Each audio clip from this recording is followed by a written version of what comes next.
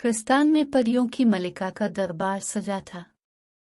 खूबसूरत परियां रंग बरंगे पैराहन लहराती बादब घूम रही थी। मलिका सतरंगी लिबास पहने, सर पर फूलों का ताज सजाए संदल की लकड़ी से बने अपने तख्त पर बैठी थी और फख्र से अपने दरबार में घूमती परियों को देख रही थी, जो तितलियों की तरह हल्की फुल्की थी और आदेर अलिफादेर ओढ़ती फिर रही थी।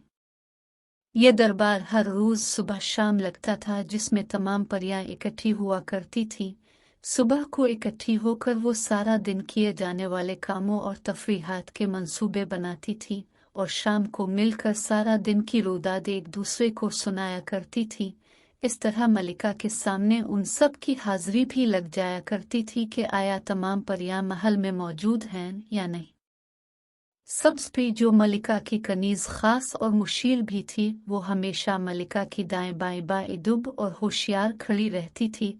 मलिका का इशारा पाते ही हुक्म बजा लाती थी। सब्ज़ की यही आदतें थीं जो मलिका को बहुत भाती थी और वो किसी भी पल इसको अपनी नज़रों से दूर होने नहीं देती थी। यूं तो सभी परियों के पर सफ़ेद होते थे, बुर्राक की तरह बिल्कुल सफ़ेद, लेकिन मलिका के पैरों पर मोरपंख की तरह सुनहरी दायरे पड़े होते थे। ये सुनहरी दायरे नस्ल दर नस्ल चलते थे। मलिका तो एक ही शहजादी को बनना होता था, लेकिन ये सुनहरी दायर बड़िए जिसके पैरों पर भी हों, वो इस बात की अलामत होते थे कि इस परी का ताल्लुक भी शाही खानदान से है।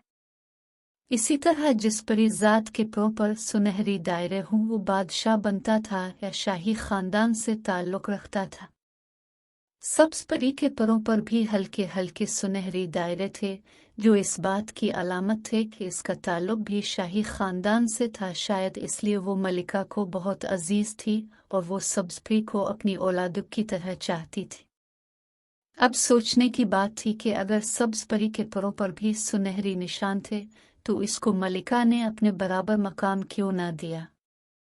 आखिर इसमें भी तो शाही खून था, फिर इसका दर्जा कनीज़ा क्यों था? इसकी सबसे बड़ी वजह शहजादी सफ़ेद परी का हसद था, जो मलिका की बेटी और मुस्तकबिल की मलिका थी। क्योंकि मलिका का कोई बेटा न था, एक ही बेटा था जो कुछ साल पहले लापता हो गया था। सब्ज़ परी न सिर्फ सफ़ेद परी से ज़्यादा खूबसूरत थी, बल्कि वो इंतहाई ज़हीन और सुघड़ भी थी। मामला फ़हम और इंतज़ामी सलाहियतों से मालामाल थी, बेहद फरमाबरदारी और खुश मिजाज भी थी, सबकी मदद करती थी। गर्ज़े के वो ऐसे लाजवाब किरदार की मालिक थी कि हर एक को अपना गिरविदा बना लेती थी। सब लोग इसको अच्छी परी के नाम से बुलाते थे, फिर भी उसका मकाम एक कनीज़ का था। सफ़ेद परी गो के मुस्तकबिल की मलिका थी, मगर ज़माने के साथ चलने वाली इसमें कोई भी खूबी और सलाहियत न थी, सिवाय इसके कि वो शहजादी थी, मलिका की बेटी थी और दादी परी की सरचड़ी थी। परियों के यहाँ ये बात काबिल एतराज़ समझी जाती थी कि किसी पीरज़ाद या पीरज़ादी में कोई भी गिनना हो, चाहिए वो शहज़ादा या शहज़ादी ही क्यों ना हो। फिर ना जाने क्यों मलिका ने अभी तक शहज़ादी के साथ इतनी रियायत बरती हुई थी। सफ़ेद परी को सिर्फ दो ही काम आते थे, सोना और खाना। वो उठते ही सब पर गुस्सा करती थी और खाना खाते वक्त तो सबसे ज़्यादा गुस्सा करती थी, क्योंकि इसको कोई खाना पसंद ही नहीं आता था।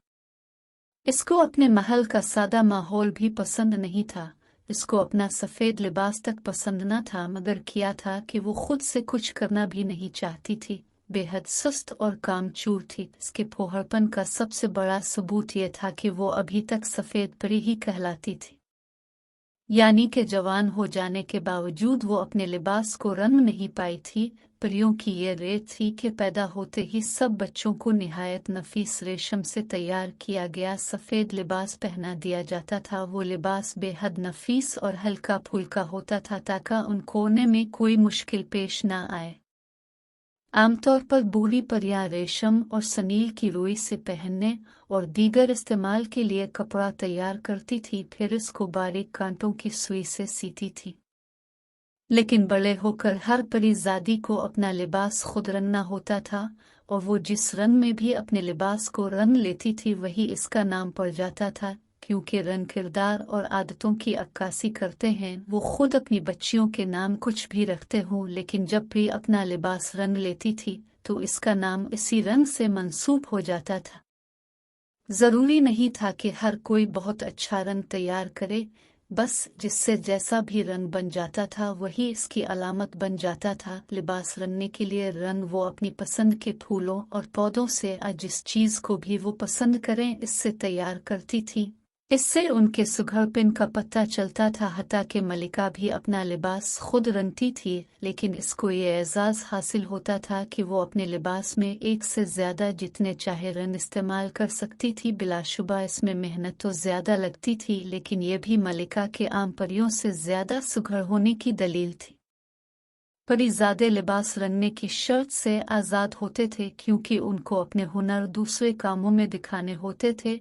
वो सफ़ेद लिबास ही पहनते थे, जो उनके मर्द होने की दलील भी था। 10 साल तक तो परीज़ादे अपनी माँ की ज़ेर निगरानी रहते थे, लेकिन 10 साल का होते ही उनको अलग महल में भेज दिया जाता था। फिर वो बादशाह की निगरानी में चले जाते थे, जहाँ ज़िंदगी गुजारने से मुताल्लिक़ मुख्तलिफ हुनर सीखते थे। उनको बिला ज़रूरत और बग़ैर इजाज़त ज़नाने महल में जाने की इजाज़त नहीं होती थी। परियां फ़ितरतः बहुत नेक, सुलह पसंद और सादा मिजाज होती थी। इसी तरह उनका महल भी बहुत सादा था, इतना सादा कि हम इंसान इसका तसव्वुर भी नहीं कर सकते। सबसे ऊंचे पहाड़ों की सबसे ऊंची चोटी पर वाक़े पिस्तान में उनका ये महल था, जहाँ किसी और ज़ीरू का नाम और निशान भी न था। बादल भी बहुत नीचे रह गए थे। कभी कभी कुछ बादल हुआ कि जोर से ऊपर भी आ जाया करते थे। ये लोग अलग अलग घर बनाने की बजाय एक ही महल में सब मिलजुल कर अपने बादशाह और मलिका की ज़ेर निगरानी रहते थे। जनाना और मर्दाना महल अलग अलग थे। सफ़र के लिए शाही अफराद के पास तो बुर्राक थे।